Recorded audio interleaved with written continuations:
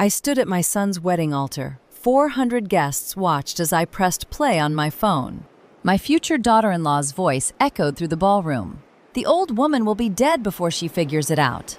That was me she was talking about. The day before, I discovered my bank account was empty. My son had stolen everything, the insurance money, my home, my dignity. He thought grief had made me weak. He was wrong. I made one phone call. And when the wedding day came, I was ready. If you're watching, please subscribe and tell me where you're listening from. But let me take you back to the morning it all started. I appreciate you being here with me.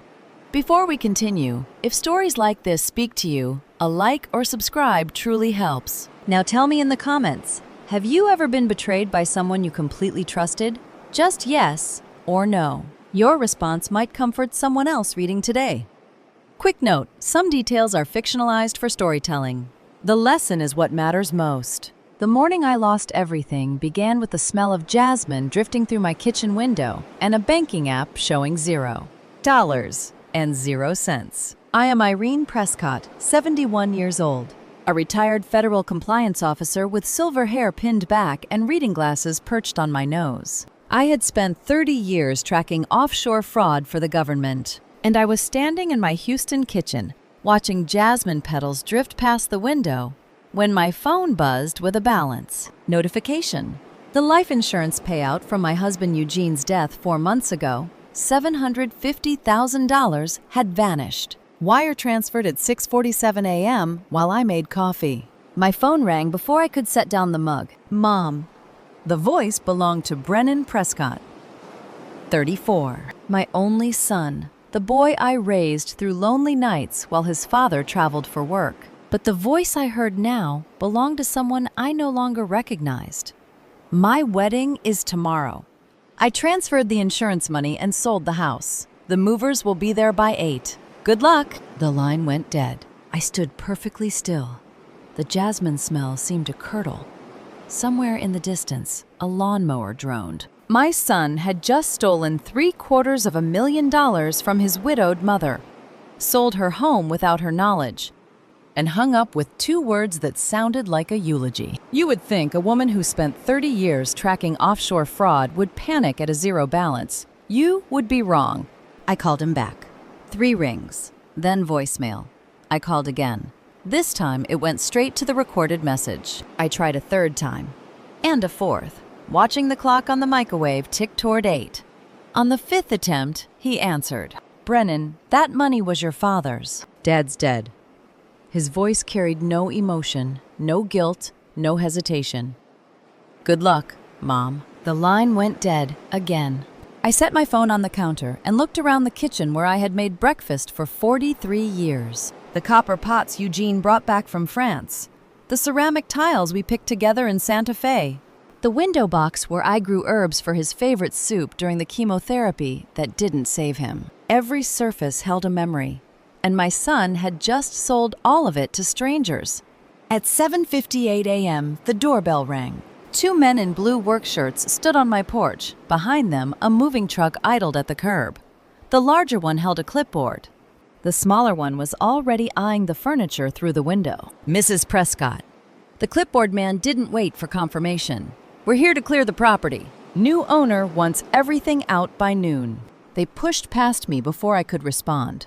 I followed them into the foyer, where Eugene's walnut cabinet stood against the wall. The piece we bought on our New Orleans honeymoon 47 years ago. The smaller mover grabbed one end. The wood scraped across my marble floor like a coffin being dragged from a church. Stop. My voice came out calm, controlled, the voice I used to use in depositions when I knew the witness was lying. Show me the authorization, now. The clipboard man sighed. Ma'am, we're just doing our job. New owner wants it cleared by noon. Then you won't mind showing me the paperwork. He hesitated, then shrugged. It's all legal, lady. Got the paperwork right here. He handed me the work order. I scanned the top of my address, today's date, a company called Silver Ridge Capital, listed as the new property owner. I had never heard of Silver Ridge Capital. My son's name appeared nowhere on the document. Whoever had orchestrated this had been careful to keep him invisible. Then I reached the bottom of the page, the witness signature. My chest tightened. Cedric Ellsworth. I saved that man's career. I saved his family. 15 years ago, when an ethics investigation threatened to destroy him, I testified that his violations were procedural, not criminal. I vouched for his character. I protected him when no one else would, and now his signature sat at the bottom of my son's theft, legitimizing every fraudulent document that had made this morning possible. The mover reached for Eugene's cabinet again. "Leave it," I said. "I need to make a phone call." "Lady, we got a schedule." "You have a schedule. I have a witness signature from a federal notary who owes me his pension. Leave the cabinet. I'll be in the garage." Something in my tone made him step back. 30 years of questioning criminals leaves a mark on your voice. I walked past both movers without looking at them, the work order folded in my pocket. They weren't just using my son. They had recruited someone who knew exactly how federal compliance investigations worked. Someone who understood my methods, my connections, my blind spots. Someone I had once protected. Which meant this conspiracy was built specifically to defeat me. I smiled. They had made one mistake. They assumed grief had made me fragile. They assumed 4 months of mourning had dulled the instincts I spent 3 decades sharpening. They assumed a 71-year-old widow would crumble at a 0 balance and a dial tone. They were about to learn otherwise. I walked past the movers without a word, stepped through the kitchen door, and closed myself inside the quiet darkness of my garage. The conspiracy had been built to defeat me. Fine. That meant they had studied me. But studying someone and understanding them are different things entirely. They knew my career, my methods, my connections. What they did not know was that I had been preparing for betrayal since the day Eugene received his diagnosis. I crossed to my sedan and knelt beside the driver's seat. My fingers found the hidden latch beneath the carpet, a modification I had made 3 years ago. When Eugene first got sick and I started noticing how often Brennan asked about the will, the compartment popped open. Inside lay a burner phone, a matte black laptop with no serial numbers, and a folder of documents that would make any forensic accountant weep with joy. I powered on the burner phone and dialed a number I had memorized but never written down. Warren Thornton answered on the first ring. He was 67 years old, with silver temples and a voice still sharp from decades in federal courtrooms. He had been my attorney for 20 years, but more importantly, he had been Eugene's closest friend. I trusted him with my life, because Eugene had trusted him with his. "Warren, execute Plan B, today." A pause. Then, "Understood. I'll have the war room ready within the hour." They thought my gray hair meant I had forgotten how to fight. They forgot who taught the FBI how to trace offshore accounts in the first place. They used Cedric Ellsworth, I said. His signature is on the work order. Someone recruited him specifically because he knows how I investigate. Cedric Warren's voice hardened. "The man you saved from the ethics board." The same, which means they've been planning this for months, maybe years. They didn't just steal from me, Warren. They built a machine designed to make sure I could never trace it. Then we build a better machine. I smiled. Exactly. I ended the call and began booting the encrypted laptop. The garage smelled like motor oil and Eugene's old gardening supplies, bags of mulch he never got to spread, pruning shears still hanging on their hooks. 4 months since his funeral, and I still could not bring myself to move them. Now someone else would, unless I stopped them. The laptop hummed to life. I had built this system during my last year at the Bureau, before retirement forced me out. Custom encryption, offshore server access, transaction tracing algorithms I had written myself. The grieving widow they thought they were robbing had spent 30 years becoming one of the most effective financial investigators in federal history. And now, every tool I had ever developed was about to be turned on my own son. I reached into my purse for my reading glasses and felt something crumple beneath my fingers. An envelope. I pulled it out. No return address. Houston, postmark, dated 3 days ago. In the chaos of the past week, I had forgotten it entirely. The handwriting on the front made my breath catch. Darcy Monroe, 24 years old, my late sister's daughter, a third-year law student at the University of Houston. I had paid for her education after my sister died when Darcy was 19. I had promised to look after her. Now, apparently, she was risking everything to look after me. I opened the envelope with trembling fingers. Aunt Irene, the letter began. They're planning something terrible. Brennan and Sienna. I heard them in the kitchen 3 nights ago. They think I was asleep, but I was in the hallway. They talked about the insurance money, about the house, about moving you somewhere you couldn't interfere. My chest tightened. Sienna. Brennan's fiancée. The wedding was tomorrow. I had met her only twice, a woman with perfect teeth and cold eyes, who laughed too loudly at Brennan's jokes and never once asked about Eugene's illness. They threatened my scholarship if I told anyone. Darcy continued. Brennan said he would make sure I never passed the bar. But I couldn't stay silent. You're the only family I have left. The final line hit me like a physical blow. I'll be at the rehearsal dinner tonight. Look for me. You're not alone. I folded the letter and pressed it against my chest. In 30 years of hunting financial ghosts, I had learned one truth. The loneliest battles are never truly fought alone. Somewhere in the darkness, there is always someone holding a candle. Darcy was my candle. I started the car engine and watched the movers in my rearview mirror. They were loading Eugene's painting now, the watercolor he had made the year we met, when he was still a young accountant with paint-stained fingers and dreams bigger than his salary. They handled it carelessly, tilting it toward the truck bed like it was furniture instead of 47 years of love made visible. They would bring it back. Every piece of furniture, every stolen dollar, every shred of dignity they had tried to strip from me. I had promised Eugene on his deathbed that I would protect what we built. I intended to keep that promise. But first, I had a war room to build and a wedding to attend. I drove downtown with Eugene's painting still burning in my rearview memory. The movers could have it for now. By tomorrow night, they would be returning every piece they had taken.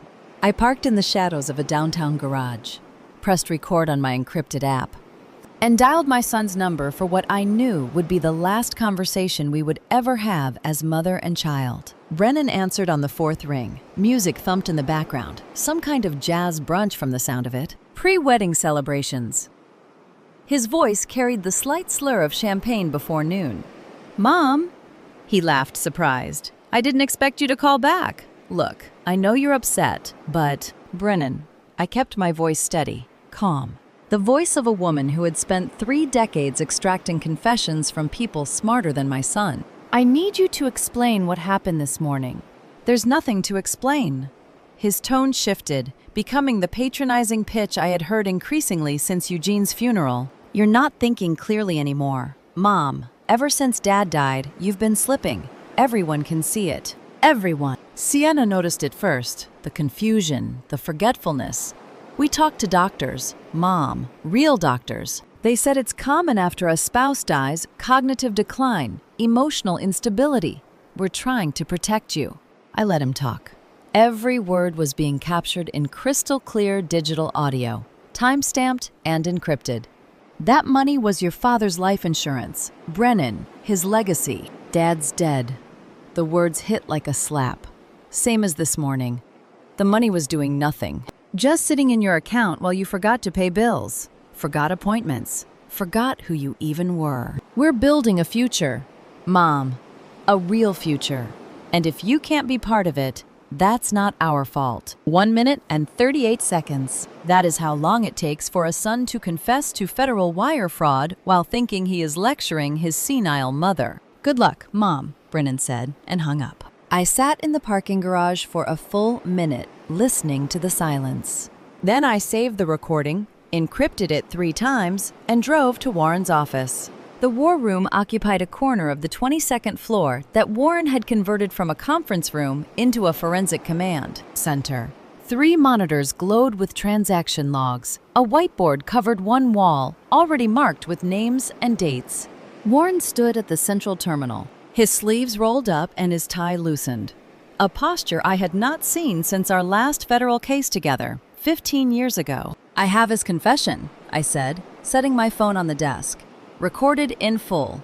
He admits to the transfer, claims I'm mentally incompetent, and says the money was wasted on me." Warren's jaw tightened. "That's elder abuse, financial exploitation, federal wire fraud if the money crossed state lines. It did. I tracked the routing number while I was driving. The funds landed in a joint account registered in Nevada. Then we have him. We have more than him. I sat down at the second terminal and began typing. I need access to the raw transaction logs. The consumer interface only shows the primary transfer. Warren nodded and entered his credentials. The screen filled with green text routing numbers, timestamps, memo fields. The transaction log scrolled like a confession written in light. Every routing number a fingerprint. Every timestamp a nail in a coffin. There, I pointed at the screen. The transfer hit their joint account at 6:47 a.m.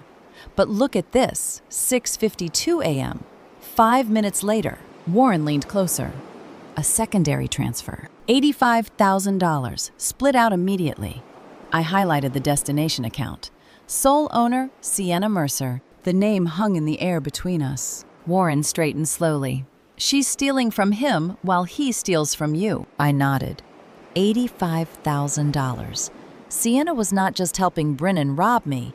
She was robbing him at the same time, skimming off the top before he even knew the money had arrived. My son thought he was building a future with his bride. His bride was building an escape hatch. Does he know? Warren asked. No.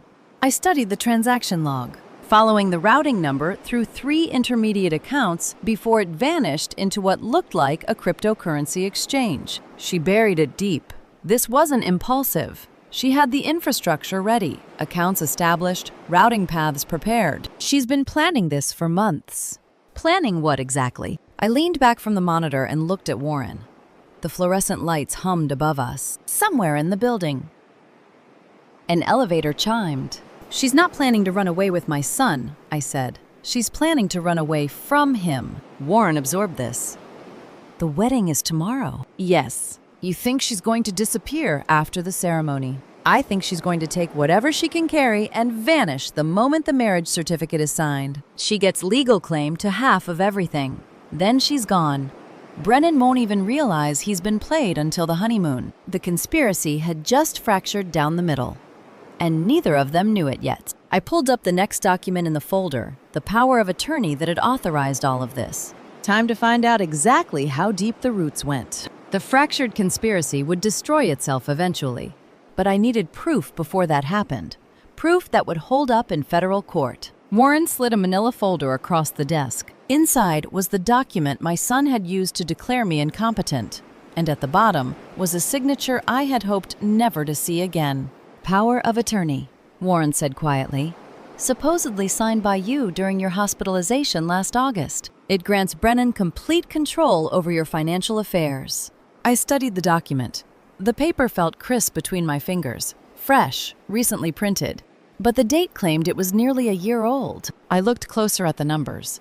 The 8 had been altered. Someone had changed the expiration date, extending it from August 2024 to August 2025. The expiration date was altered, I said.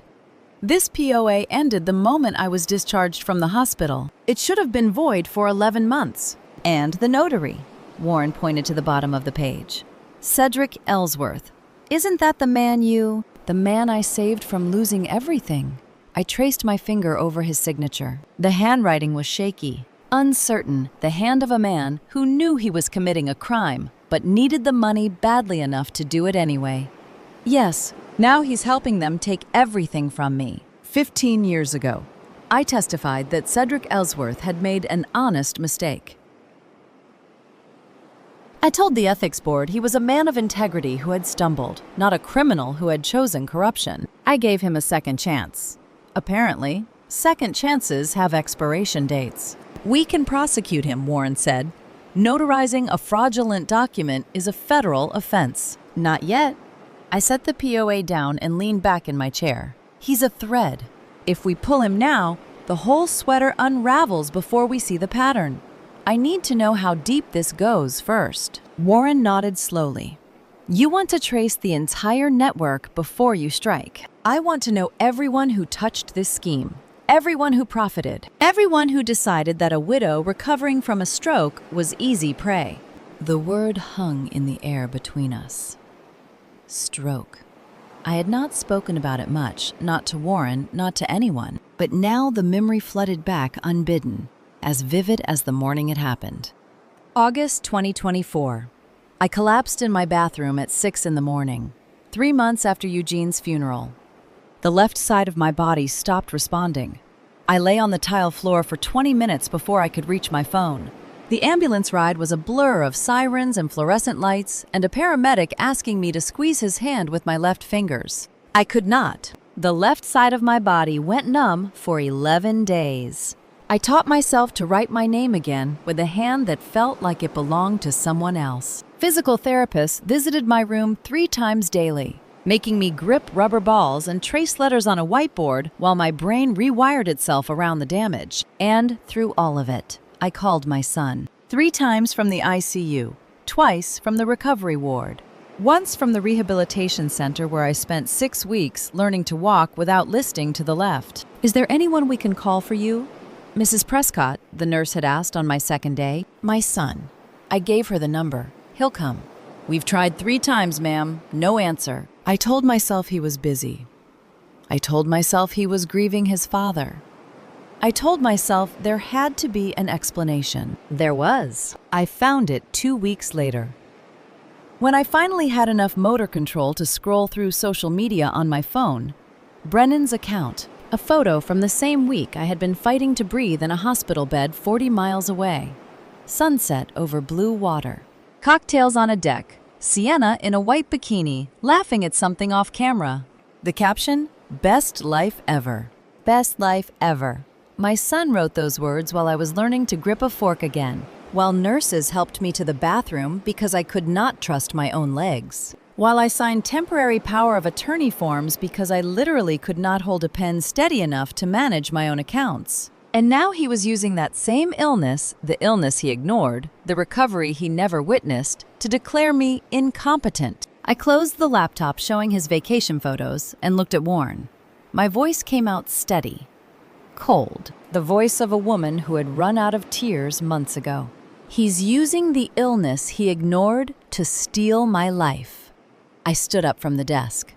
The illness I survived alone, while he drank cocktails in the Caribbean. Irene, file the FBI report now. I gathered the POA document and slid it back into the folder. I want it submitted before I walk into that rehearsal dinner tonight. Warren hesitated. "Are you sure you want to attend? Given everything." "I'm attending." I picked up my purse and headed for the door. My son thinks he's celebrating his wedding. He doesn't know he's attending his own trial. The elevator chimed. I stepped inside and watched the doors close on Warren's worried face. Downstairs, the city waited. And somewhere in it, my son was still posting photos. The FBI report was transmitted at 2:47 p.m. Warren confirmed receipt from the Cybercrimes Division while I pulled up the Harris County property records on the second monitor. My son's trial had officially begun. He just did not know it yet. "Here," Warren pointed at the screen, "the deed transfer, filed yesterday at 4:38 p.m., just before the recorder's office closed." I studied the document. My home, the house where Eugene and I had raised Brennan, where we had celebrated 37 Christmases, where I had held my husband's hand as he took his last breath, had been transferred to an entity called Pinnacle Realty Group, LLC. The sale price made my chest tighten. $1.1 million, I said quietly. For a property assessed at $2.4 million, Warren's voice carried the same controlled fury I felt. "They sold your home for less than half its value. Cash, no contingencies, no inspection period. The deal closed in under 24 hours. I did the math automatically. A $1.3 million loss. No legitimate buyer would accept that kind of haircut. No legitimate seller would offer it. Who takes a $1.3 million loss on purpose? Someone who needs to vanish before Monday morning. They're not looking for profit, I said. They're looking for liquidity. Fast cash they can move before anyone starts asking questions. Warren nodded. The closing documents show wire transfer to an account in Nevada, same joint account where the insurance money landed. From there, it fragments. Multiple smaller transfers, cryptocurrency purchases, prepaid cards. They're building an escape fund. Dubai. Most likely, no extradition treaty with the United States. I leaned back and processed the implications. My son was not just stealing from me. He was preparing to flee the country with his bride, abandoning everything: his career, his citizenship, his mother, for a new life built on my husband's legacy. But something did not add up. Where did Pinnacle Realty Group get $1.1 million in cash? I asked. Shell companies don't materialize money out of thin air. Warren was already typing. I'm tracing the incorporation documents. Pinnacle Realty Group, LLC, was filed with the Texas Secretary of State 4 days ago. No prior business history. Registered address is a P.O. box in a strip mall off Highway 290. The screen filled with filing documents, credit card receipts, registered agent information. Warren cross-referenced databases I recognized from my federal days: commercial credit reports, UCC filings, court records. Got it. He highlighted a name. The filing fee was paid by credit card. Card belongs to someone named Corbin Ashford. The name meant nothing to me. I gestured for Warren to continue. Corbin Ashford, 33, appeared on the screen as a man drowning in financial quicksand. 2 high-end fitness centers in the Houston suburbs, both hemorrhaging money. Loans in default, credit cards maxed. A judgment from the equipment supplier for unpaid invoices. His Instagram showed expensive watches and leased sports cars, but his balance sheets told a different story. Pinnacle Realty Group, LLC. The name sounded impressive until you realized it was a mask made of filing fees and a strip mall mailbox. A fitness trainer doesn't have $1.1 million in liquid cash, Warren said. No. I studied Corbin's photograph, handsome in a polished way, the kind of man who spent more time on his appearance than his business plan, which means someone gave it to him. The question is who and what they expect in return. Warren pulled up Corbin's bank records. I did not ask how he had access. Some questions are better left unasked. When your attorney has spent 20 years building relationships with forensic accountants. Here, Warren pointed at a deposit. $1.1 million, wired in 3 days ago. Source account is registered to something called Silver Ridge Capital. Silver Ridge Capital. I rolled the name around. It sounded like every other private equity firm in Texas. Vague, aspirational, designed to inspire confidence without revealing anything. I'll run it, Warren said, while he typed. I stared at Corbin Ashford's face on the screen. 2 failing gyms, loans in default, collection agencies calling daily. And somehow, 3 days ago, he produced $1.1 million to buy my house at half its value.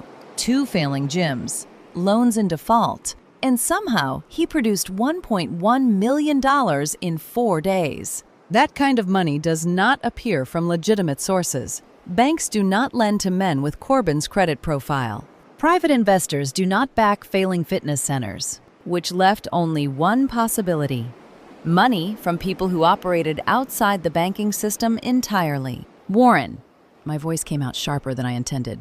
How fast can you trace Silver Ridge Capital? He looked up from his keyboard. Something in my tone had caught his attention. A few hours. Why? Because a man this broke doesn't suddenly find $1 million under his mattress.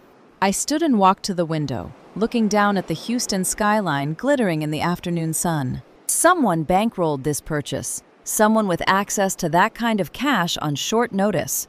And people who move money like that. They want it back, Warren finished, with interest. I turned to face him. Which means my son didn't just steal from his mother. He climbed into bed with people who break legs when payments are late. Warren's face went pale. Trace the money, I said. I need to know exactly who we're dealing with.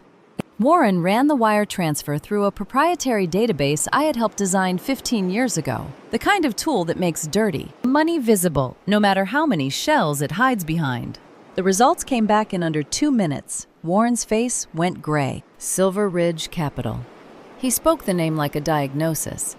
That's not a lender, Irene. That's a front for the worst kind of people. The kind who break legs when payments are late. The kind who bury bodies when payments don't come at all. Warren pushed back from his keyboard and looked at me with an expression I had not seen since our last racketeering case together. The DA has been trying to build a case against Silver Ridge for 6 years. They operate out of an industrial park near the Ship Channel. The business cards say commercial lending. The reality is loan sharking, money laundering, and enforcement services for anyone willing to pay. I let that sink in. My son had not just stolen from his mother, he had crawled into bed with people who solved problems with violence. Corbin Ashford borrowed over $1 million from men who don't file lawsuits. Warren continued. They file missing persons reports. If this scheme falls apart, if the money doesn't flow the way they expect. Silver Ridge Capital does not send collection notices. They send men with no names and untraceable cars. Then, Corbin becomes a liability, I finished. And everyone connected to him becomes collateral damage, including your son. I turned back to my monitor. The fear would come later, in the dark hours of the night when I allowed myself to feel things. For now, there was only the work. Who is Corbin Ashford to this scheme? I asked. He's not smart enough to mastermind a real estate fraud. He's not connected enough to approach Silver Ridge directly. Someone introduced him. Someone who knew he was desperate enough to take dirty money. Warren nodded. Someone who needed a frontman with just enough legitimacy to sign documents. I opened a browser and typed Corbin's name into the search bar. His social media profiles appeared instantly public. Unprotected. The digital footprint of a man who had never imagined anyone would investigate him. The first profile showed the gym. Gleaming equipment, motivational quotes, photos of Corbin posing with dumbbells. But as I scrolled deeper, the content changed. Sienna Mercer appeared. She was 31 years old, with perfect cheekbones and designer nails wrapped around Corbin's bicep. In photo after photo, her body pressed against his, lips to his cheek, arms around his waist, eyes that looked at him the way she had never once looked at my son. The captions made my stomach turn. Heart emojis, fire emojis. My favorite motivation. Best workout partner ever. Can't wait for forever. 8 months. She started posting photos with him 8 months ago. Eugene had been in the ground for 3 weeks. I clicked through the gallery with methodical precision. Cabo in October, the same week Brennan thought she was visiting her sister. Aspen in December, the skiing trip she claimed was canceled. Miami in February, the wellness retreat that apparently involved more cardio than she had advertised. She's not just helping your son steal from you, Warren said quietly, looking over my shoulder. No. I clicked on a photo dated 3 days after Eugene's funeral. Sienna in a red bikini, Corbin's hands on her hips, both of them laughing at something off camera. She's sleeping with the man who's stealing from both of us.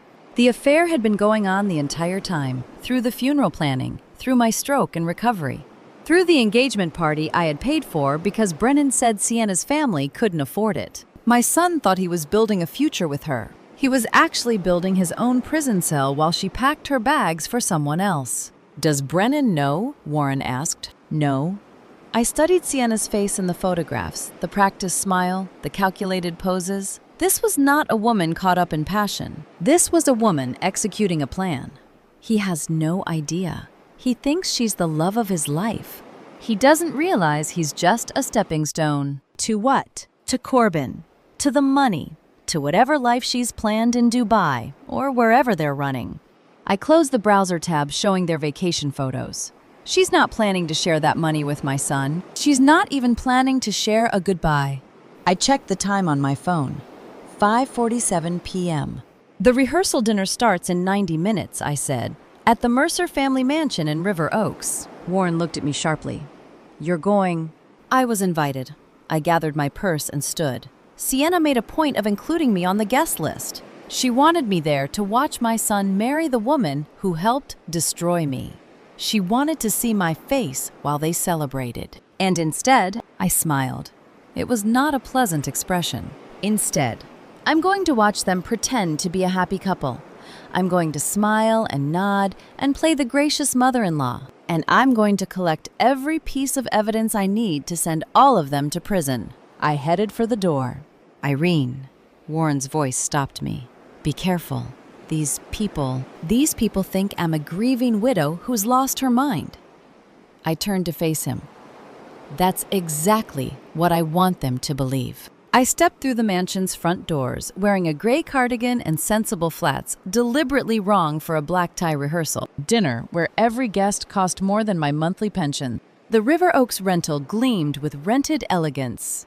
Crystal chandeliers cast warm light over 200 guests in designer gowns and tailored suits. Waiters circulated with champagne flutes. A string quartet played something classical near the windows, and every single person turned to look at me. Let them look. Let them see the confused widow who could not even dress herself properly. That was exactly the image I needed them to remember. Sienna intercepted me before I reached the main hall. She moved through the crowd like a shark sensing blood, her silver gown catching the light, her smile not reaching her eyes. "You're embarrassing yourself showing up dressed like that." Her voice was low, controlled, meant only for me. "This is a formal event. I just wanted to see my son before his wedding." I let my voice waver slightly. "Is that so wrong?" Brennan appeared at Sienna's elbow. He was wearing a tuxedo that probably cost more than my car. His expression shifted when he saw me surprise, then annoyance, then the patronizing concern I had seen too often in recent months. "Mom." He sighed like a parent dealing with a difficult child. "You shouldn't have come. You're not well." "I'm fine, Brennan. Here." He reached into his jacket and produced a folded document. "The paperwork. You should keep it for your records for when you're feeling more clear-headed." He handed me the forged POA like a teacher passing back a graded test. He had no idea I was already grading his. I took the document with trembling fingers. The trembling was real, but not from weakness. It was from the effort of not telling him exactly what I thought of him. "Thank you, Brennan." I folded the paper and slipped it into my cardigan pocket. Federal evidence, physically placed in my hands by the man who had forged it. Warren would be pleased. Across the room. A familiar face caught my eye. Darcy Monroe stood near the bar.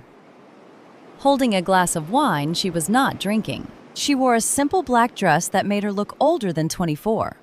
When our eyes met, she gave a barely perceptible nod. Alliance confirmed in enemy territory.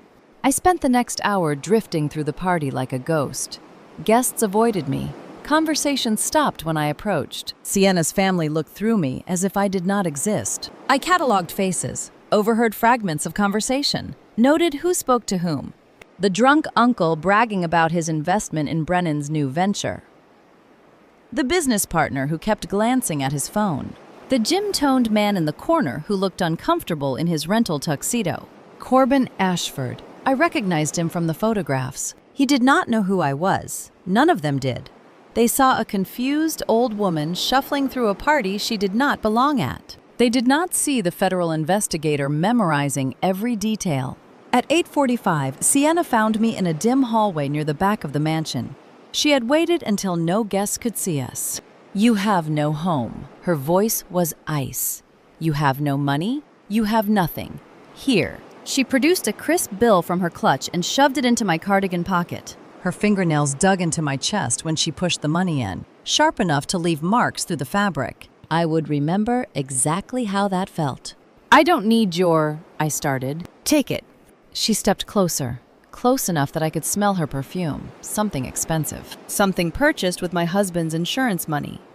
"Find a cheap motel and stay away from my wedding tomorrow. You're not in the photos. You're not in our life. You're done." I looked down at the bill peeking from my pocket. A $200 note, rare enough to be memorable, cruel enough to be intentional. $200. She thought she was buying my silence. She was actually purchasing a front row seat to her own destruction. I let my shoulders slump. I let my eyes water. I played the broken widow exactly the way she expected. "I understand," I whispered. I'll go." Sienna smiled a victor's smile, satisfied and cold. She turned and walked back toward the glittering party without another word. I walked out the mansion's front door and felt the night air cool against my face. The Houston humidity had broken, leaving behind something almost pleasant. Somewhere inside, the string quartet played a waltz. Laughter echoed from the garden. My son was toasting his future with a woman who was already planning to leave him. The $200 bill sat in my pocket like a promise. Tomorrow, Sienna would stand in a white dress in front of 400 people. She would smile for photographs. She would say vows she had no intention of keeping. she would believe she had won. And I would be there, not to watch her wedding, not to play the humiliated mother-in-law shuffling in the back row. I would be there to end it. I pulled out my phone and dialed Warren's number. "The rehearsal dinner is over," I said. "I have the POA in hand, and I have something else." "What?" I touched the bill in my pocket. "A souvenir. I'll explain in the morning." I did not sleep that night. The $200 bill sat on my nightstand like a dare, and every time I closed my eyes, I saw Sienna smile. Warren's office smelled like old paper and fresh coffee at 6 in the morning. He had not slept either. I could see it in the shadows under his eyes. As he gestured toward his computer screen, "I found something," he said. "Something Eugene left behind." The name hit me like a physical blow. Eugene. His cloud backup system. It's still active. The estate paperwork gives you access as surviving spouse. Warren pulled up a login screen. "I checked last night after you called. Irene, there are files here. Video files. Automatic uploads from a security camera." My heart stopped. "Eugene installed a hidden camera in the home office," Warren continued. "After his diagnosis, the upload logs go back 8 months. 8 months. My husband had been watching. Even as the cancer consumed him, even as his body failed, he had been gathering evidence. He suspected something was wrong. And he did what any good investigator would do. He created a record." "He never told me," I whispered. "Maybe he didn't want to worry you, or maybe he wanted proof before he said anything." Warren's voice was gentle. "Either way, he left you a gift. Everything that happened in that office for the past 8 months is recorded. Every conversation. Every document they thought was private." Warren clicked play on a random file. The footage showed my living room from a high angle, the bookshelf camera Eugene had apparently hidden years ago. And there, in the corner of the frame, my husband walked past carrying 2 coffee cups. "Anyone want coffee?" Eugene's voice echoed through the speakers. I stopped breathing. 4 months since the funeral. 4 months since I had heard that voice. And there he was, pixelated but present, offering coffee to people in another room. Warren paused the video immediately. "I'm sorry," he said. "I should have warned you." "No." I gripped the armrests of my chair until the leather creaked. "Keep going. Show me what they did." Warren navigated to specific dates: the day my house was sold, the day I was moved to Maplewood. The footage quality was sharp. 4K resolution. Every facial expression visible. Every document readable if you paused at the right moment. I watched my son sign papers in the office where his father had died. I watched Sienna lean over his shoulder, pointing at signature lines. I watched Brennan not even hesitate. My hands began to shake. The tremor spread from my fingers to my wrists, making it impossible to control the mouse. Warren gently took over, clicking through timestamps while I gripped the armrest until my knuckles turned white. "Here." Warren stopped on a recording dated 3 weeks ago. "Brennan stepped out to take a phone call. This is just Sienna and Corbin." The footage showed my living room, the room where I had raised my son, where Eugene and I had celebrated anniversaries, where I had held his hand as he took his last breath. Sienna sat on the couch I had bought 20 years ago. Corbin Ashford stood by the window, his gym-toned frame silhouetted against afternoon light. "Dubai at 2 a.m., Sienna's voice came through the speakers. "The account's clear 6 hours after the wedding. We'll be on the plane before anyone realizes." "And Brennan?" Corbin asked. Sienna laughed. "He thinks he's coming with us. He'll figure out the truth when his ticket doesn't exist." "What about the old woman?" My stomach clenched. "She'll be dead before she figures it out." Sienna's voice was casual, dismissive. "The facility is cheap for a reason. She's 71 with a stroke history. How long do you think she lasts?" Corbin laughed. They both laughed. I sat frozen in my chair. They had not just stolen from me, they had calculated my death. They had chosen a facility they expected to kill me. And they had laughed about it in my own living room. On the screen, I noticed something on Eugene's desk in the background. A crisp bill, partially visible under some papers. The same $200 note that now sat in my cardigan pocket, the bill Sienna had shoved at me last night. The bill she did not realize connected her to 8 months of recorded evidence. "Warren," my voice came out steady, cold, Save everything. Multiple backups, chain of custody documentation. Already done. He handed me a USB drive. This is court-admissible evidence of conspiracy to commit fraud, elder abuse, and arguably attempted murder through negligent placement. The FBI report we filed yesterday just became a federal case. I took the drive. It weighed almost nothing, but it held my son's future in its circuits. Warren paused the video on a freeze-frame Sienna's face mid-laugh, Corbin's hand on her waist, the Dubai folder open on the desk between them. Two people celebrating their plan to rob me. Abandon my son, and let me die in a facility they chose for its inadequacy. There's more, Warren said quietly. His voice carried something I had not heard before: hesitation, concern. The camera caught something from yesterday, after the rehearsal dinner. I looked at him. You need to see what your son said about the wedding. Warren played the footage from yesterday. Brennan stood in my living room after the rehearsal dinner, phone pressed to his ear, saying words that confirmed everything I had suspected.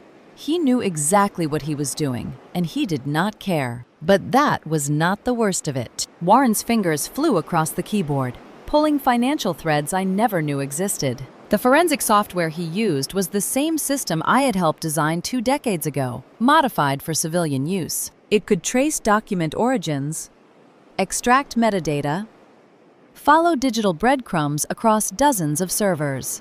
The shell company documents, Warren said, highlighting a folder. Every one of them was notarized by the same person.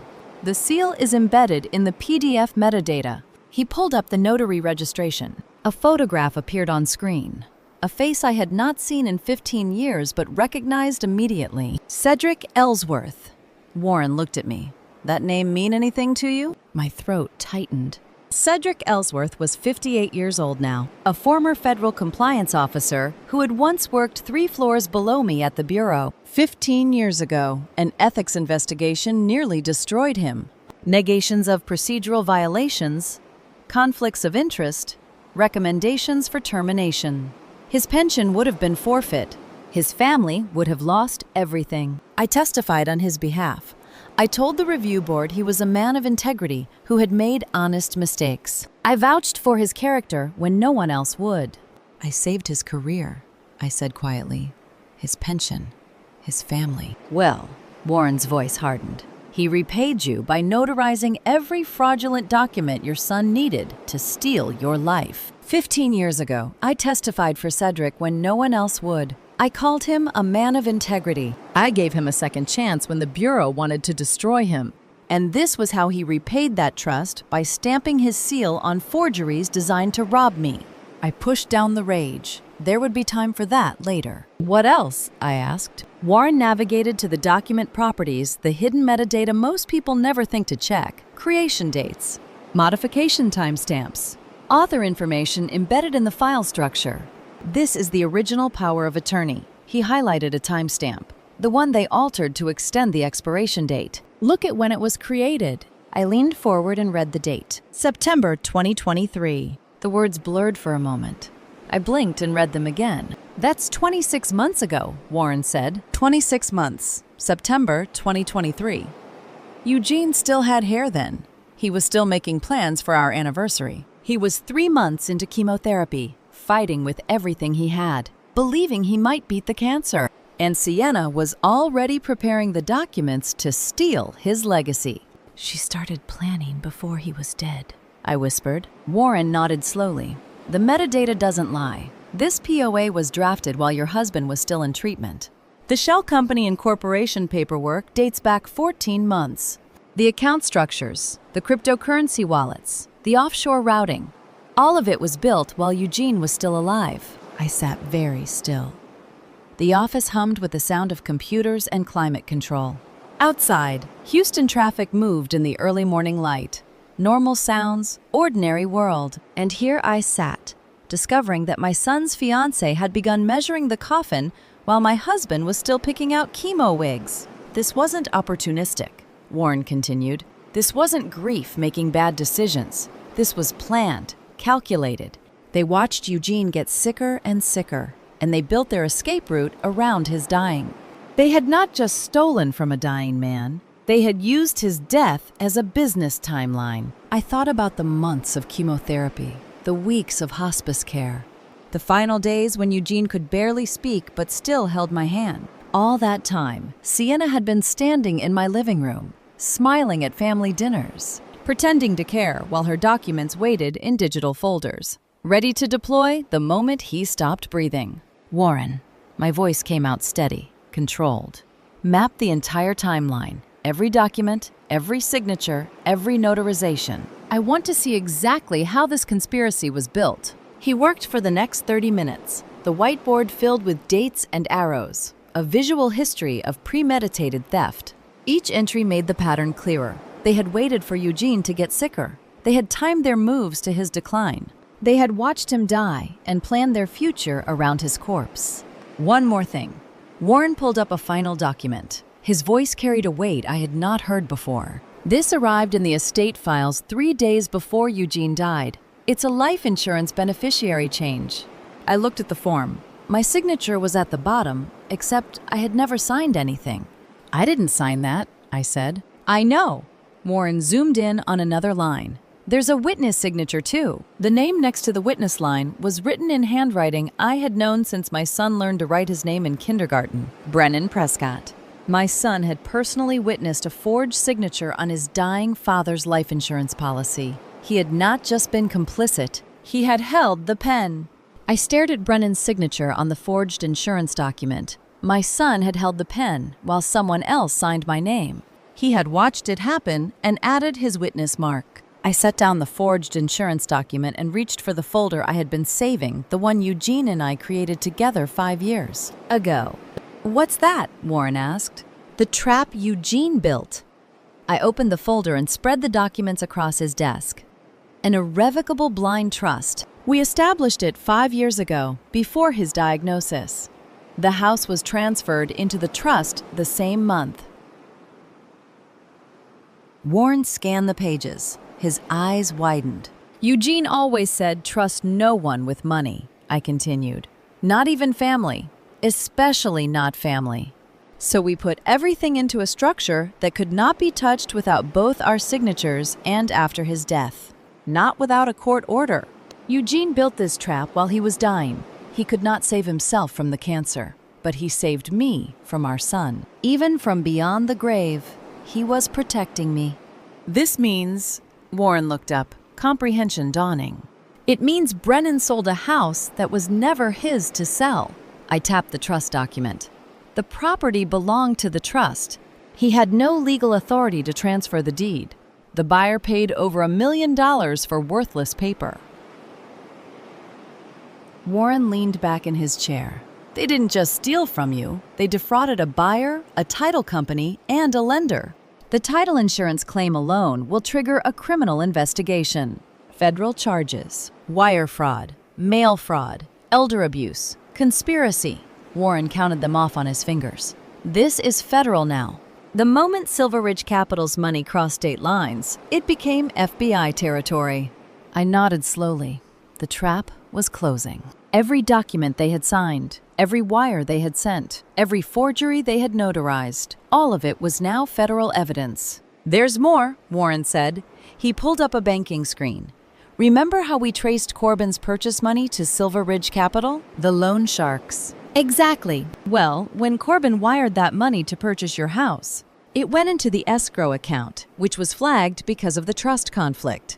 The funds triggered an automatic federal fraud hold. I leaned forward. The money is frozen. Before I reveal what happened to Corbin's cartel connection, are you still with me? Comment your prediction. A, he found a way out. Or B, the trap closed completely. Add one word for why you think so. A note, the next part includes dramatized details to deepen the emotional impact. The lesson behind it is what matters most. Every penny. Warren pulled up the account status. The money is sitting in federal limbo. Corbin cannot touch it. He cannot transfer it. He cannot explain where it came from without admitting to the loan shark connection. How do you explain to cartel enforcers that the federal government is holding their investment?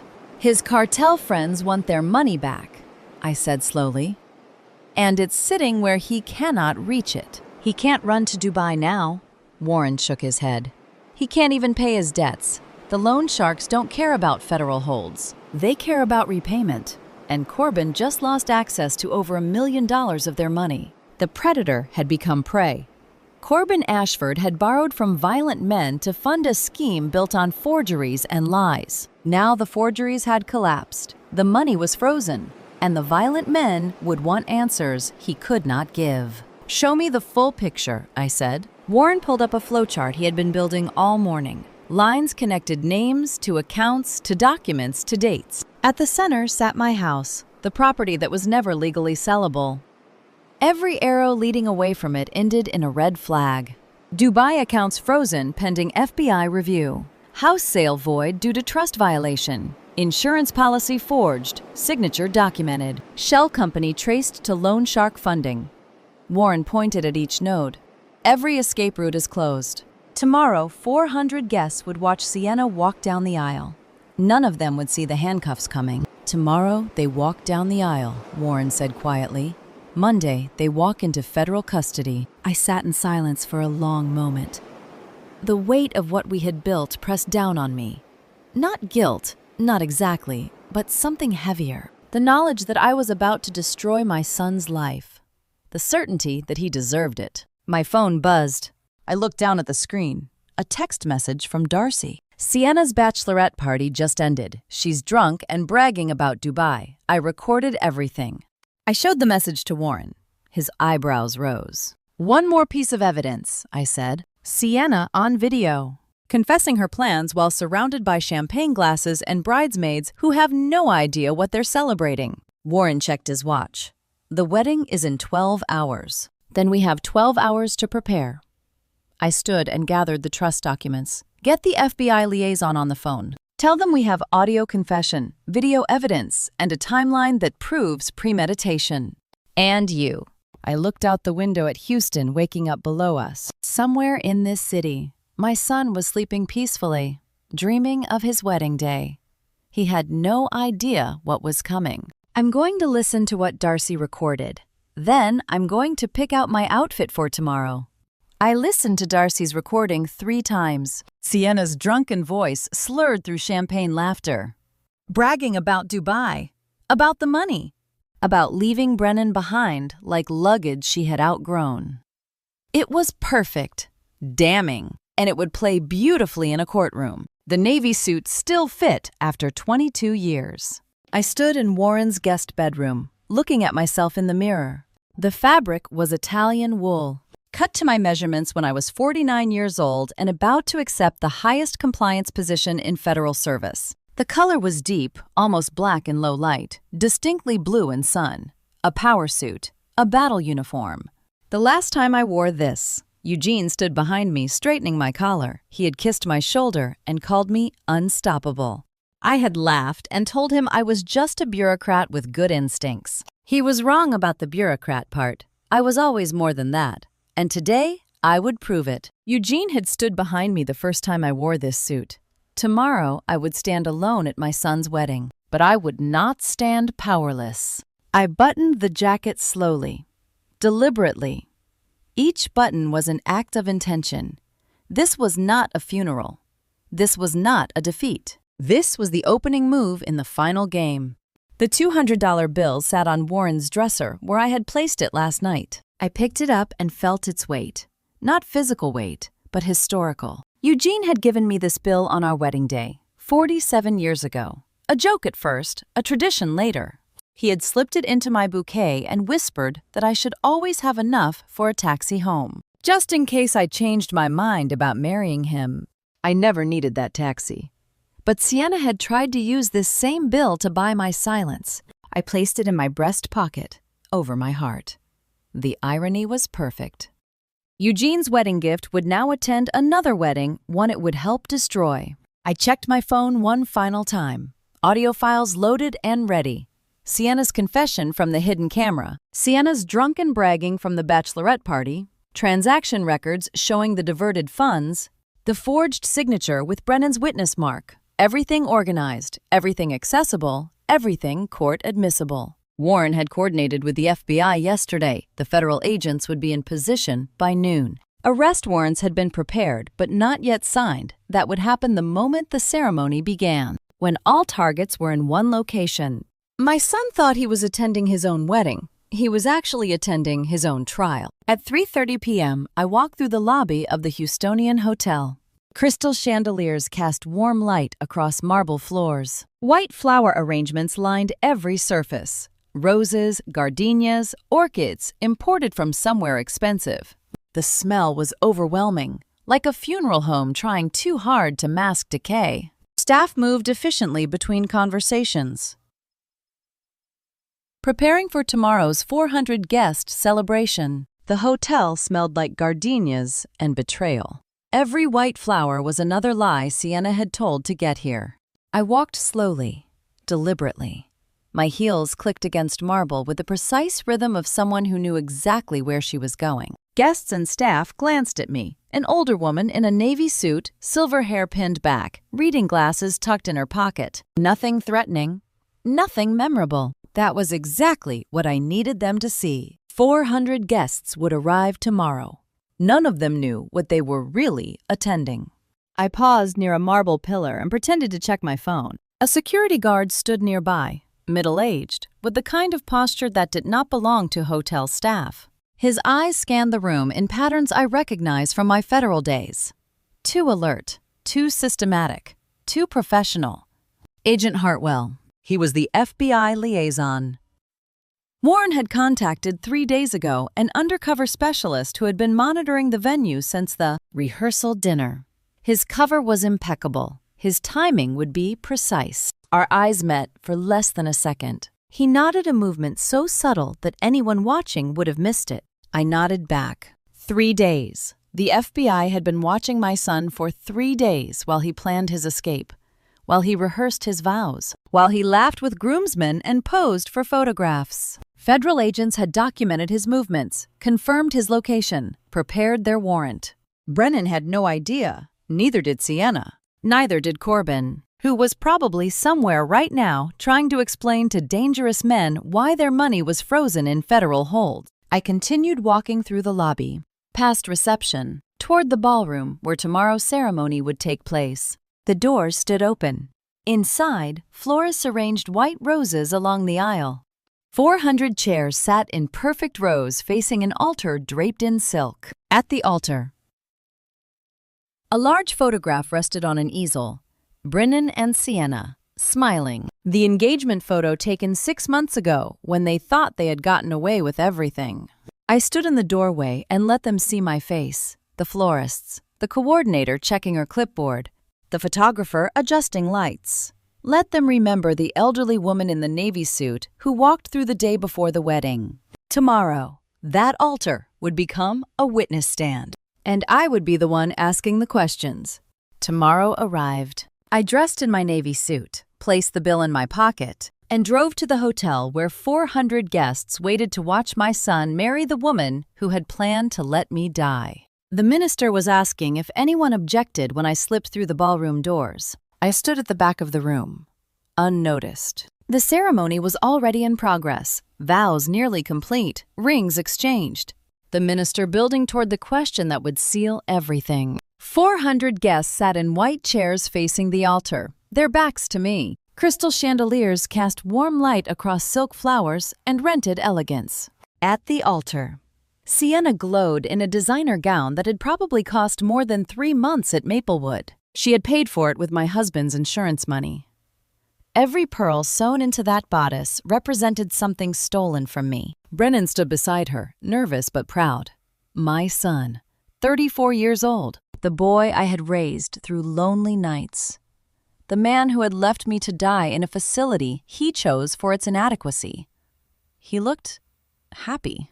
He had no idea what was coming. In row 4, Corbin Ashford sat with his phone in his lap. I watched him check the screen. His face went pale. He whispered something urgent to the woman beside him, a bridesmaid.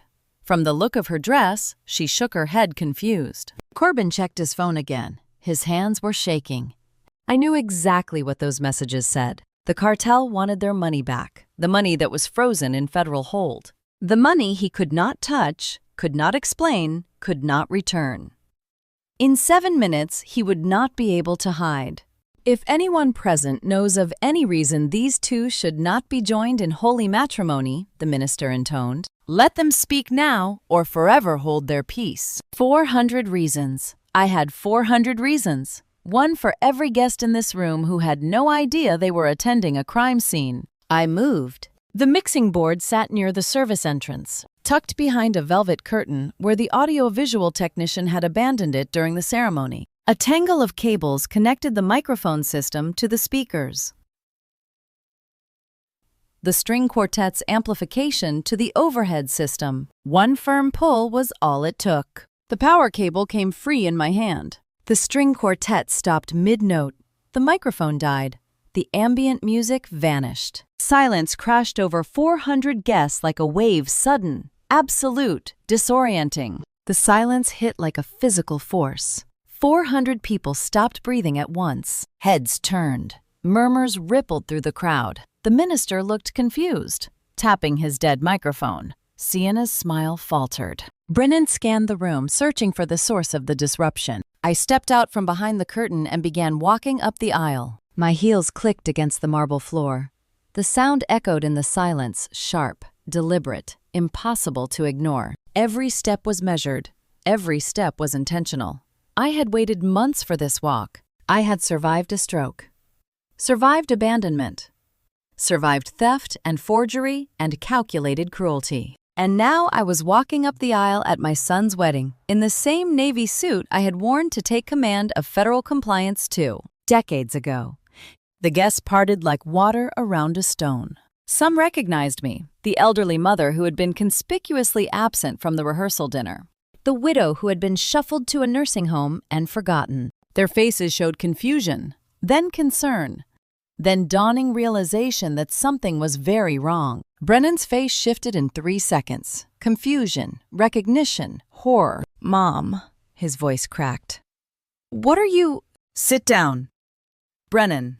My voice carried across the silent ballroom. I did not need a microphone. I had spent 30 years commanding rooms full of hostile witnesses. The adults are talking now. My son stared at me like I was a ghost. In a way, I was. I was the ghost of the mother he thought he had buried in a cheap facility, the ghost of the woman he had dismissed as senile and confused, the ghost who had risen from his convenient assumptions to stand before him on the day he thought he had won. Sienna's bouquet trembled in her hands, white roses and baby's breath, quivering like her composure. She glanced at Corbin in row 4, a reflexive look, a tell that confirmed everything I already knew about their relationship. The minister stepped back, palms raised. He wanted no part of whatever was about to happen. I stopped 3 feet from the altar. 400 guests held their breath. The silence was so complete, I could hear Sienna's dress rustling as she shifted her weight. I could hear Brennan's shallow breathing. I could hear my own heartbeat, steady and calm. I reached into my pocket and pulled out my phone. "Before we continue," I said, loud enough for every guest to hear, "I have something the bride would like to share." Sienna's face went white. "Actually," I continued, "I have several things. Recordings, documents, evidence." I held up the phone. 400 guests deserve to know exactly what kind of wedding they're attending. I pressed play. The aux cable clicked into the mixing board. I had reconnected the power while everyone watched me walk up the aisle. Now Sienna's voice filled the ballroom like a confession from the grave. "Brennan actually thinks he's a financial genius." 400 guests went rigid. The voice was unmistakable, recorded in my living room, captured by Eugene's hidden camera, now broadcast through the wedding speakers at full volume. Corbin's laugh followed. "He signs whatever you put in front of him, just like his father did." Sienna's recorded voice dripped with contempt. The old man was easier, actually. At least he didn't ask questions. Brennan wants explanations, but he never listens to the answers. I watched my son's face. The confusion had not yet turned to horror. He still thought this was a mistake, a misunderstanding, something that could be explained away. "And the old woman," Corbin's voice asked on the recording, "she'll be dead before she figures it out." The words echoed through the ballroom. "She'll be dead." Sienna had said it so casually, so dismissively. like she was discussing spoiled groceries rather than a human life. My life. The life she had calculated would end in a cheap facility while she flew to Dubai with my husband's money. How many times had she whispered those same lies to Brennan's face? How many dinners had she smiled through? How many nights had she slept beside him, while planning to leave him behind like luggage she had outgrown? Dubai at 2 a.m. Corbin's voice continued. The moment the account's clear, he won't even notice I'm gone until morning. By then, we'll be airborne. I stopped the recording. The silence that followed was absolute. 400 guests sat frozen, their champagne glasses untouched, their faces showing the specific horror of witnesses to something unspeakable. Brennan turned to Sienna. Tell them it's fake. His voice cracked. Sienna, tell them. She said nothing. Her eyes did not meet his. They darted to row 4, where Corbin sat, pale-faced, with his phone clutched in both hands. A reflexive look. A tell that confirmed everything the recording had just exposed. Brennan saw it. He saw where her eyes went. He saw who she looked for in her moment of crisis. And it was not him. Sienna. It's not what it sounds like, she managed. But her voice was thin, unconvincing, the practice charm finally failing her. I stepped forward. She wasn't just stealing from me. Brennan. My voice carried across the silent ballroom. She was stealing from you. Brennan's head snapped toward me. $85,000, I continued, transferred to an account in her name alone, 5 minutes after your joint account received the funds. She was skimming from you, even as you helped her rob me. $85,000. His bride had her own escape fund, and he was not part of the destination. That's not... Brennan's voice broke. She wouldn't... I have the bank records. I have the timestamps. I have everything. I held up my phone. She planned to take the money, fly to Dubai with Corbin, and leave you behind to face federal charges alone. Sienna took a step backward. Her designer heels caught on her train. She stumbled, caught herself, and for the first time looked genuinely afraid. You were never the plan, Brennan, I said quietly. You were the distraction. The useful idiot who signed papers and asked questions he never wanted answered. She used you the same way you used me. My son's face crumpled. I had imagined this moment for months. In my darkest hours at Maplewood, I had fantasized about watching him realize the truth. I thought I would feel triumph. I thought I would feel vindication. Instead, I felt the weight of watching my son break. Brennan sank onto the altar steps. His expensive tuxedo crumpled beneath him. His hands hung limp between his knees. 400 guests watched the groom discover that his bride had been playing him from the beginning, that he was not the mastermind he believed himself to be, just another victim in a chain of victims.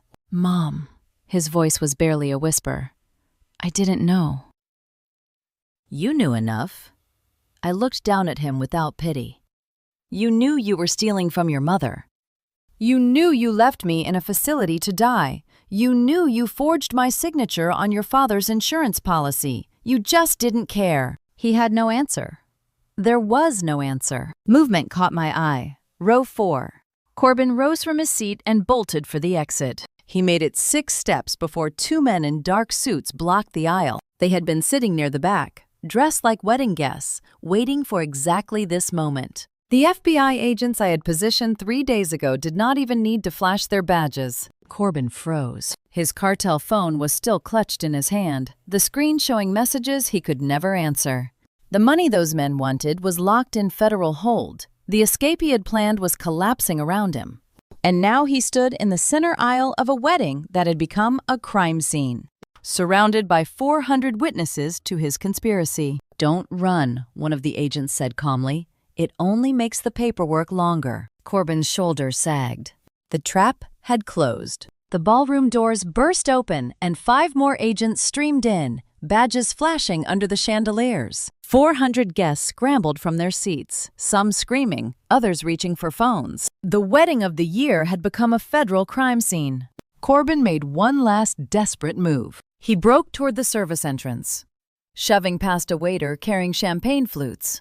Glass shattered across the marble floor, but Agent Hartwell was faster. The undercover agent I had spotted yesterday, The one posing as hotel security intercepted Corbin with a tackle that sent them both crashing into the catering table. The wedding cake exploded. 5 tiers of buttercream and fondant collapsed across Corbin's designer suit. He landed face first in what had been a $3,000 centerpiece, frosting coating his hair, his face, his desperate attempt at dignity.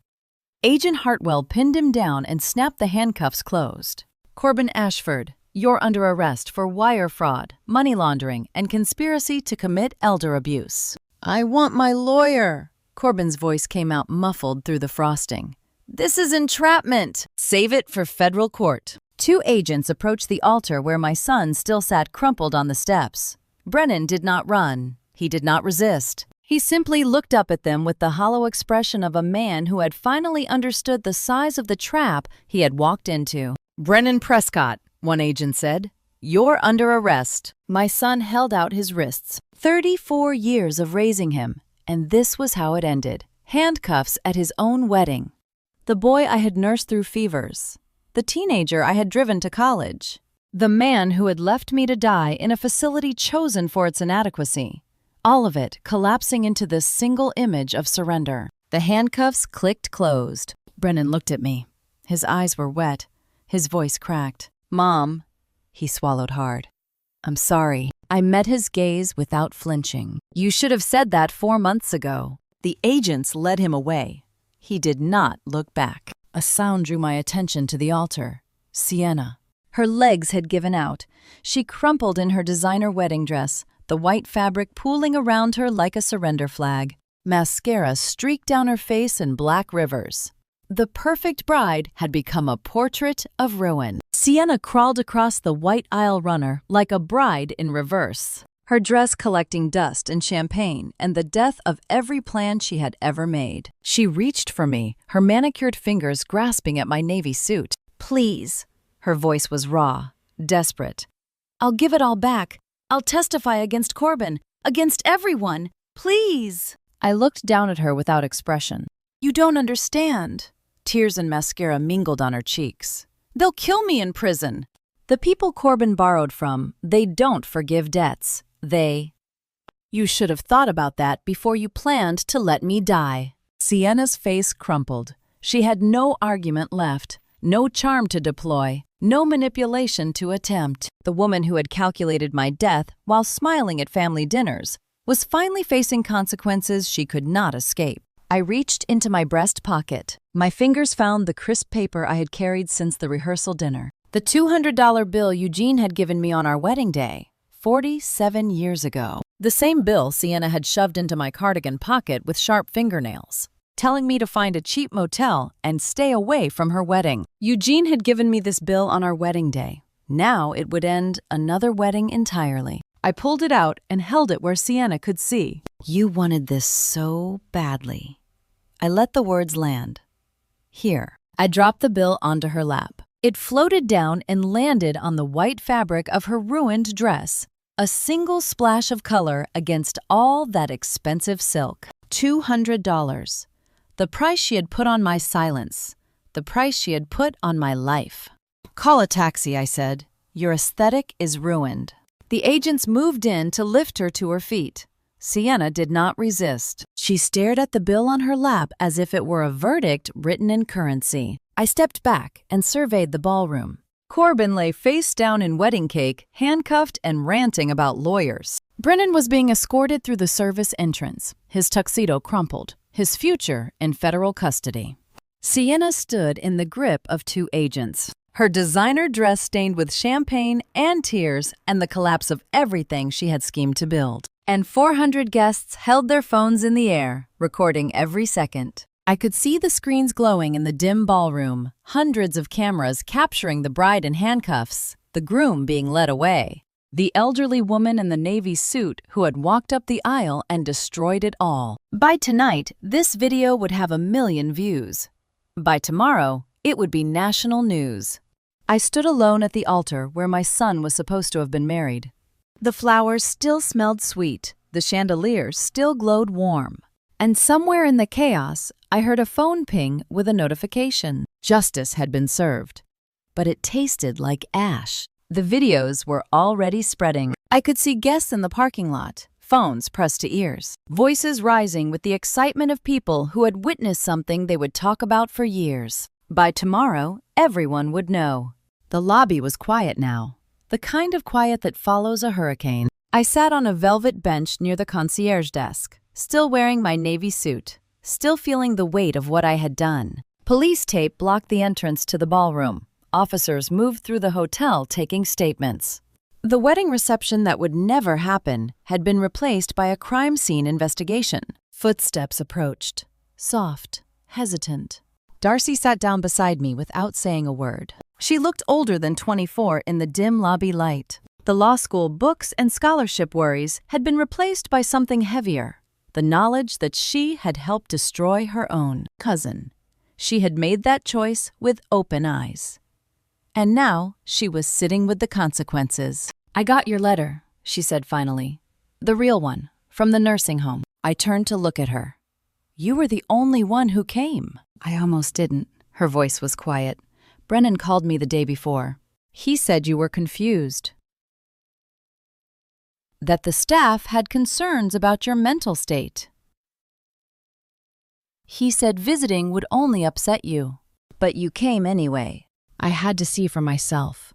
Darcy's eyes met mine. And when I saw you, sharp, angry, completely lucid, I knew everything he'd told me was a lie. Darcy held my hand like Eugene used to. I had forgotten what it felt like to be touched by someone who meant it. Not a nurse checking vitals, not a son dismissing concerns, just warmth, freely given. "You risked your relationship with Brennan to help me," I said. "He stopped being family when he put you in that place." Darcy's grip tightened. "Family isn't about blood. You taught me that. After Mom died, you were there when no one else was." I remembered those months after my sister's funeral. Darcy had been 19, orphaned, drowning in grief. I had paid her tuition. I had answered her midnight phone calls. I had done what family does, shown up. "The world needs more people like you," I said. Darcy smiled a small, tired smile. "I learned from the best." We sat in silence for a moment. Through the lobby windows, I could see the sun beginning to set, casting long shadows across the parking lot where police cruisers still waited. Mrs. Prescott. I looked up. An FBI agent stood before us. Not Agent Hartwell, but someone new, holding a clipboard with an official seal. "We need you to identify one more individual," he said.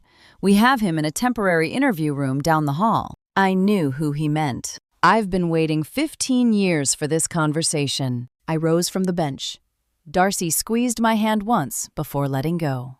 I walked toward the conference room the FBI had commandeered, my heels clicking against the marble floor. The envelope in my purse had yellowed at the edges. 15 years of waiting for a man to prove me wrong. He never did. Cedric Ellsworth sat in a folding chair, his wrists in handcuffs, his notary suit rumpled from hours of questioning. He was 58 now, older than I remembered, grayer, diminished. The confident professional I had defended before the ethics board had been replaced by a man who had finally been caught. He looked up when I entered. His face crumpled. "Irene," his voice cracked. "I can explain." "Can you?" I sat down across from him. The interview table felt cold beneath my hands. "Can you explain why the man I saved from losing his career notarized every fraudulent document my son needed to steal my life?" Cedric's mouth opened and closed. No words came. "I saved your career, Cedric, your pension, your family." I spoke calmly, without heat. This was not revenge. This was accounting. "I testified before the ethics board that your violations were procedural, not criminal. I vouched for your character when everyone else wanted you destroyed." "I know." His voice was barely a whisper. "I know what you did." "Then why?" He looked at the table. "They paid me. Your son's fiancée, she found me. Said they needed someone with my credentials. I thought—" He stopped, swallowed. "I thought I could just sign a few papers. I didn't know." "You knew enough." I reached into my purse and pulled out the envelope. "You always knew enough." I placed it on the table between us. "This is the file I kept," I said, "after I testified for you. I copied the original investigation documents. Every complaint, every violation, every warning you received before they almost fired you. I kept it because I wanted to believe I'd never need it. Cedric's hands trembled as he opened the envelope. His eyes moved across the pages, his own history preserved in federal ink. "You kept this all along," he whispered. "Why?" I stood to leave. "Because I knew who you were, Cedric. I just hoped I was wrong." I did not feel triumphant watching him read his own history. I felt tired. Justice is exhausting work. The door closed behind me, and 15 years of doubt finally ended. Darcy was waiting in the lobby. She did not ask what happened. She simply fell into step beside me as I walked toward the exit. The sun was setting over Houston, and somewhere in the city, my son was spending his first night in federal custody.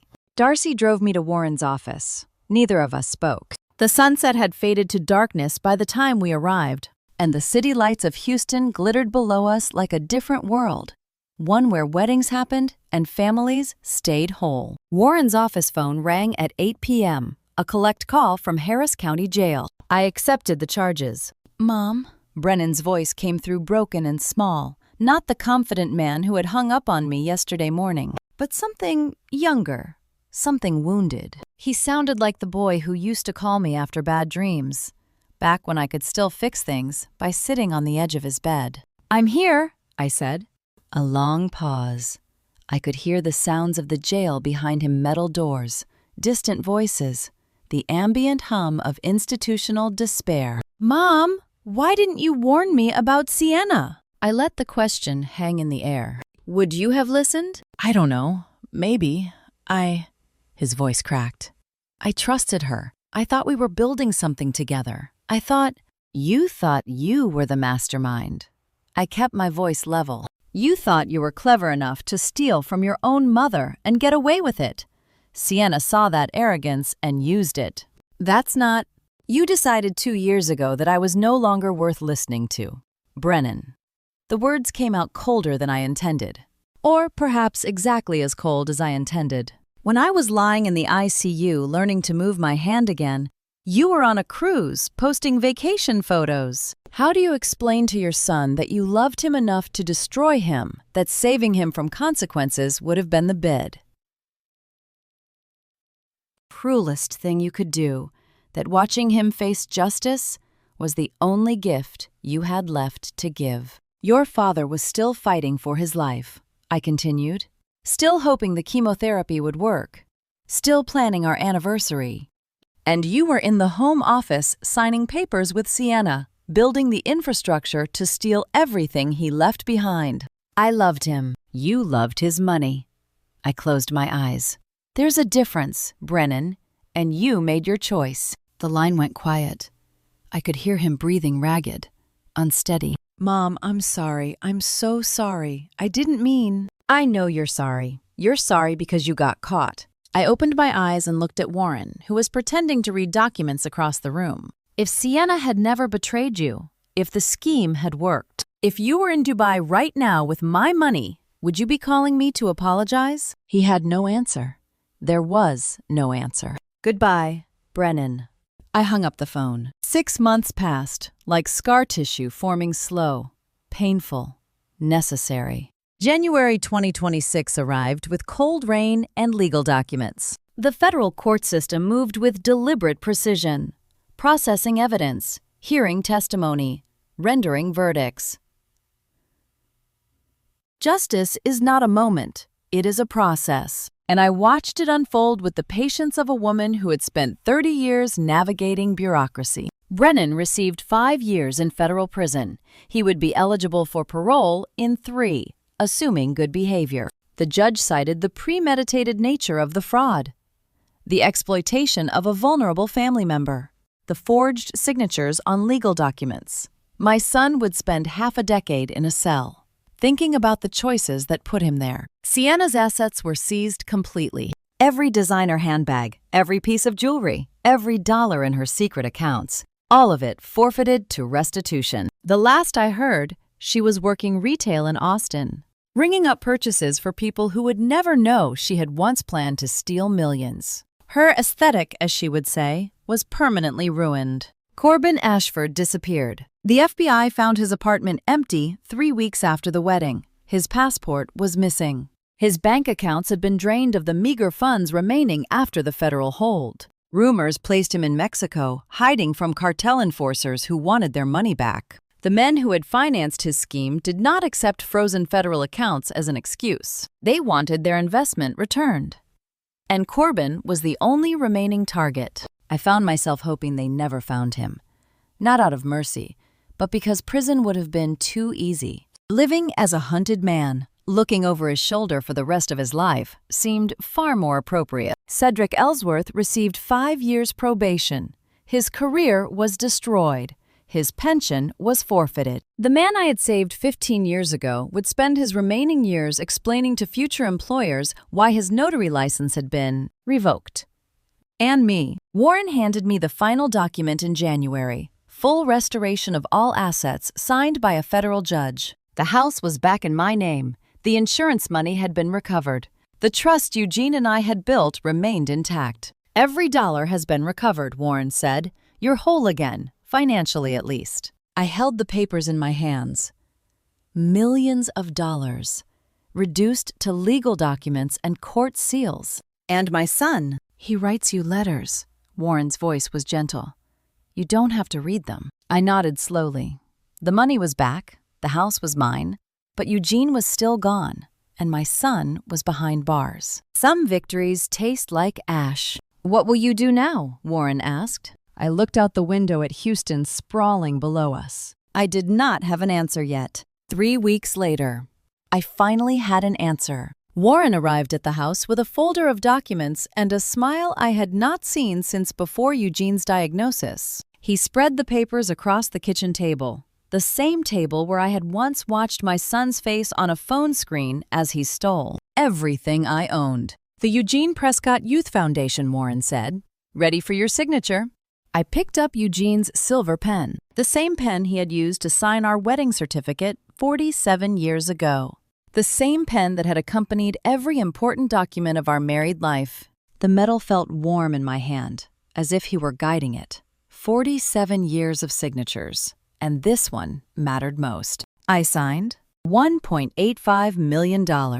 Nearly everything that remained after the legal fees and the restoration process. All of it flowing into a foundation that would serve foster children in Houston for generations to come. This is the largest single donation to foster services in Houston history, Warren said quietly. Eugene always said, the best revenge is a life well lived. I set down the pen. But I think he was wrong. The best revenge is a life that helps others live well. He would be proud. I know. I looked at the pen. Still warm. I know. That evening, I sat alone in Eugene's study. The room still smelled like him old books and coffee, and the faint trace of the cologne he had worn for 40 years. I had not changed anything since he died. The leather chair still held the impression of his body. The reading lamp still tilted at the angle he preferred. The window still looked out on the garden he would never tend again. I sat at his desk with a blank sheet of paper before me. Brennan's letters arrived weekly now. I had not opened any of them. They sat in a drawer, accumulating like unpaid debts, waiting for a reckoning. I was not ready to provide, but I had my own letter to write. 20 minutes passed. The pen hovered over the paper. I wrote a sentence, crossed it out, tried another, failed. Finally, I wrote 3 words. I love you. That was all. No explanation, no forgiveness, no absolution. Just the truth that remained despite everything. The irreducible fact that I had raised this boy, nursed his fevers, celebrated his graduations, held his hand when he was afraid. I could not forgive what he had done, but I could not stop loving him either. The drawer held other letters I had never sent. To my parents, gone 20 years. To friends lost to time and distance. Some words exist only for the writing. Some truths are just for us. I folded the paper and placed it in the drawer with the others. 1 week later, I stood before a building in East Houston.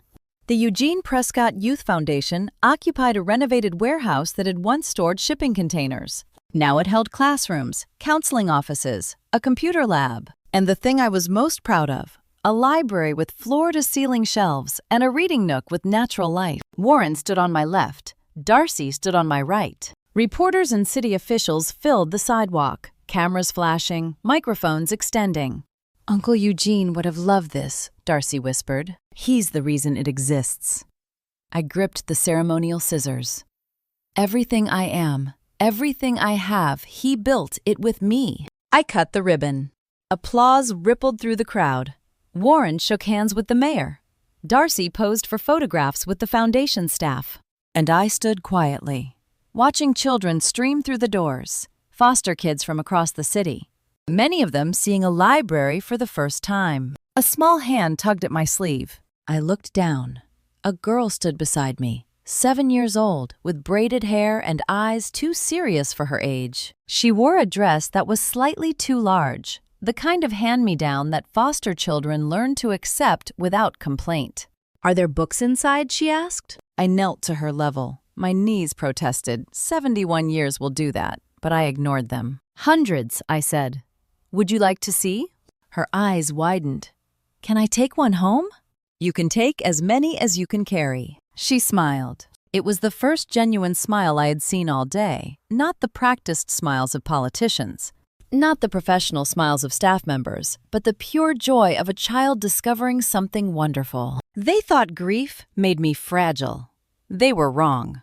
Grief made me dangerous, and now it made me generous. I took her hand and walked her through the doors of a building that bore my husband's name, built with money my son had tried to steal, funded by the insurance policy he had forged, standing on ground that represented everything he had tried to destroy. The $200 bill still sat in my pocket. Eugene's first gift, my last weapon, now just a memory I carried. I would never spend it. I would never need to. It had done its work. Some stories end in courtrooms. Some end in prison cells. Some end in ruined weddings and viral videos. Mine ended in a library, holding a child's hand. And that, I decided, was exactly where it should end. And to you listening to my story, remember, this life can take everything from you in a single morning, but it cannot take your will to fight back. Looking back, I sometimes wonder if I missed the signs. Maybe I trusted too easily. Maybe I wanted so badly to believe my son was the boy I raised that I ignored what he was becoming. Don't make my mistake. Pay attention to the people around you, even the ones you love most, especially the ones you love most. This revenge story taught me something I never expected. Justice isn't just about punishment. It's about reclaiming your dignity. When my son stole from me, he thought he was taking my money. He was really testing whether I remembered who I was. I believe God allowed me to go through this for a reason, so I could turn stolen legacy into something that helps children who have no one fighting for them. Every grand drama story has a choice at its core. Will you let betrayal destroy you or transform you? This revenge story became my transformation, and perhaps this grand drama story might become yours too. If this story moved you, I'd love to hear your thoughts in the comments. Tell me, what would you have done differently?